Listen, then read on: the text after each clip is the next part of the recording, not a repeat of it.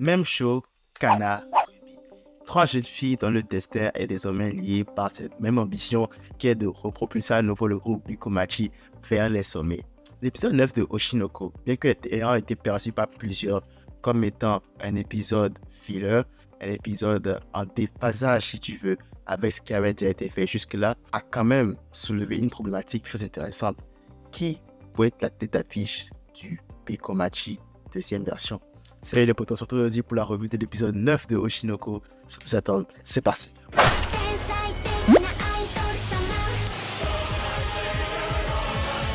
Alors, on commence avec une intense révélation. En effet, on a la même chose qui nous dit qu'elle avait menti sur son âge.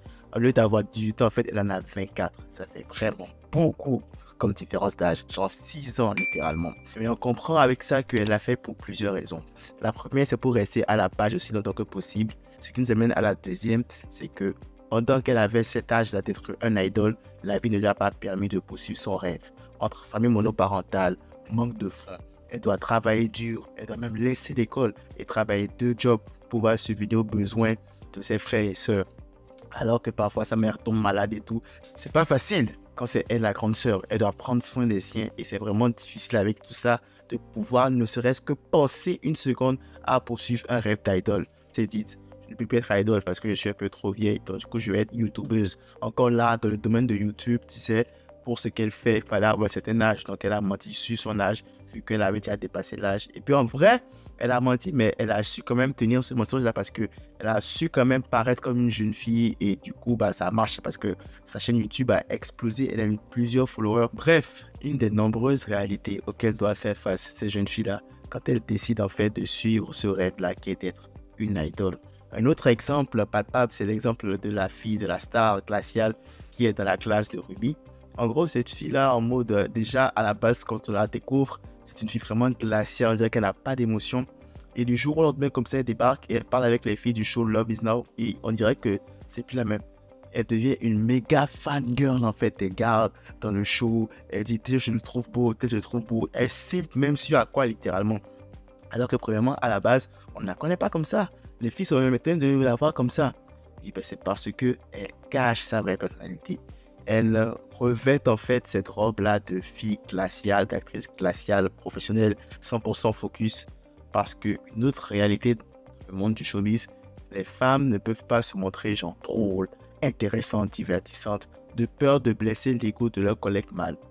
Du coup, elles vont devoir se mettre un masque pour pouvoir non seulement survivre, mais aussi pouvoir rester le plus longtemps possible dans ce business, juste parce que le fait qu'elles soient elles-mêmes parfois volent la vedette aux hommes, ce qui ne fait pas forcément leur affaire, tu vois. Du coup, cet aspect sombre-là du show business, les femmes doivent être en fait ne pas être elles-mêmes du tout et arborer un certain aspect de personnalité juste pour pouvoir satisfaire l'ego de certaines personnes.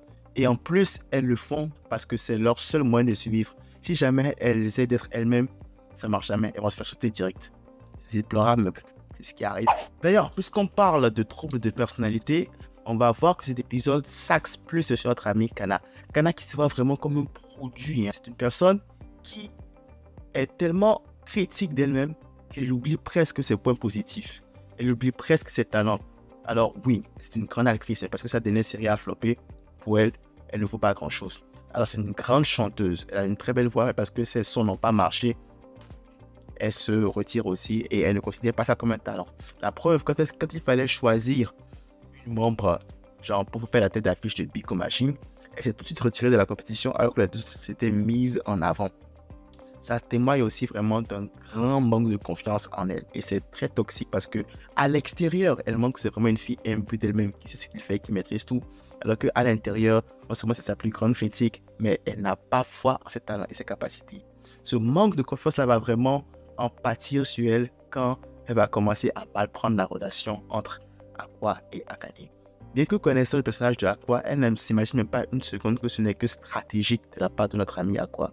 Et du coup, elle lâche son évolué, elle lâche sa frustration sur Aqua. Aqua qui finalement qui ne comprend pas toujours ce qui se passe, va lui dire, écoute, ce que tu fais ne me plaît pas du tout. Si tu continues, ça va vraiment me faire mal. Alors, cette intervention de Aqua, est-ce que c'est vraiment la vérité?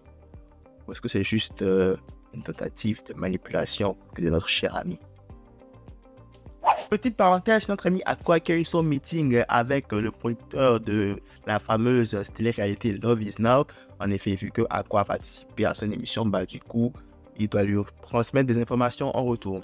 Et ce qu'on a vraiment appris de ce petit meeting, c'est que le producteur de Love is Now serait à l'origine, en gros, de la rencontre entre I puis son amant, mari, meurtrier, appelle-le comme tu veux. Et chose intéressante à retenir, c'est que ça s'est passé dans le même cadre de production que celui pour lequel travaille Akane. Très intéressant parce que ça faciliterait beaucoup la tâche de Aqua. Le fait que le début de réponse au mystère que chasse notre cher ami se trouve entre les mains peut-être de celle qui est devenue une alliée de taille, lui faciliterait vraiment beaucoup les choses. Le truc à retenir, c'est que le producteur de Love is Now n'est clairement pas un ami d'Aqua. Au mieux, c'est un allié. Mais ce gars-là, en fait, clairement, de la manière dont il racontait l'histoire avec Ai, on sent que c'est un gars, en fait, qui ne donne rien en échange de rien. Il va sûrement revenir à un moment donné demander son intérêt. Que ce soit par rapport à la carrière de Aqua, peut-être à la carrière de Bikomachi. On l'a vu vite fait, il a fait une petite allusion à Bikomachi. Clairement, ce gars-là, en fait, il ne faut pas lui faire confiance, ça c'est mon avis.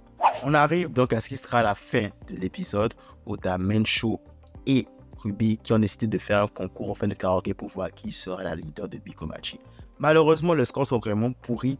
Puis du coup, elles sont curieuses et donc elles décident de voir en fait les musiques de Kana. Et là, ils ont vu, mais qu'elle assure que Kana en fait est très talentueuse. Elle a une très belle voix. Et ça va, ça marche. C'est tellement bien, c'est gracieux limite. En même temps qu'elle découvre ça, on nous montre Kana qui est dans une salle à côté avait aussi participé au karaoké et qui avait fait un score de 97. Alors que nos deux amis avaient fait des scores de 40 et quelques et tout. Alors, comment l'épisode se présente en fait? On a l'impression que le choix est déjà fait. La tête d'affiche de Bikomachi sera sûrement Kana, qui a une voix magnifique. Mais je tenais quand même à dire que les deux ont aussi de bonnes raisons d'être une très bonne candidate.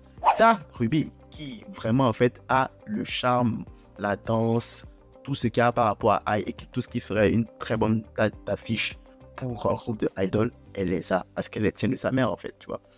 Et Mensho n'a pas forcément l'énergie de Ai, mais elle a une énergie tout aussi contagieuse et en plus elle est expérimentée et veut pas à cause de l'âge et tout. Elle sait comment gérer un public et tout ce qui est réseaux sociaux, elle peut gérer, tu vois. Je pense que les trois, quand on mêle le talent des trois, on sent que les talents sont complémentaires et quand on fusionne les trois, ça nous donne vraiment genre l'idol parfait, tu vois. Et du coup, je me demande franchement en fait qui finalement sera choisi. Alors je sais qu'à 90% c'est sûr que ce sera Kana, mais qui sait? Peut-être que ce sera quelqu'un d'autre, peut-être qu'il y aura un twist, tu vois. Alors les animés, on lit. Parce que les fans de manga, je sais que vous savez déjà ce qui va se passer. Les animés, on lit. Laissez-moi savoir dans les commentaires qui est-ce que vous pensez pourra en fait être un bon fit pour être la tête d'affiche de Bikomachi. Après, personnellement, j'aurais porté mon choix sur Ruby. Honnêtement. Ruby, alors oui, elle n'a pas la voix, mais tout ce qui est du reste, elle est ça. Elle peut travailler la voix un peu pour pouvoir avoir, genre, ne serait-ce que peut-être un tiers du talent de Akane, je pense que ça ferait l'affaire. Mais bon, on verra ce que les épisodes prochains nous diront par rapport à qui est la tête d'affiche choisie pour l'idée, le groupe de Bikomachi version 2. Certes, dans cet épisode 9 de Oshinoko, on n'a pas eu la dose de drame à laquelle on est habitué généralement, à laquelle cet animé nous a habitués jusque-là. Mais cependant, ils ne nous ont pas laissé avec un épisode filler seulement. Dans cet épisode, on a eu une avancée dans l'histoire avec un nouvel indice sur le potentiel meurtrier / amant. Mais on a pu aussi découvrir en profondeur un peu plus sur la personnalité de notre chère amie Kana, qui jusque-là, en fait, était une fille qui était sûre d'elle, qui avait une extrême confiance en soi. Mais derrière, on a vu que quand même, ce n'est pas forcément ça, tu vois. Finalement, le style d'épisode a un peu changé, mais l'histoire continue et avance quand même. Alors, est-ce que finalement, le fait que l'épisode 9 ne suive pas vraiment les traces des précédents épisodes pose vraiment problème? Je ne pense pas. Voilà, c'est tout cette petite revue de l'épisode 9 de Oshinoko. On a petit système là, n'hésite pas à liker et laisser un commentaire, ça fait toujours plaisir. Si tu n'es pas encore abonné à mon tour, c'est encore plus plaisir. Masse de like, masse de partage. On se retrouve très vite pour une nouvelle vidéo. D'ici là, prenez tout soin de vous et de vos proches. C'est tout pour moi. À la prochaine.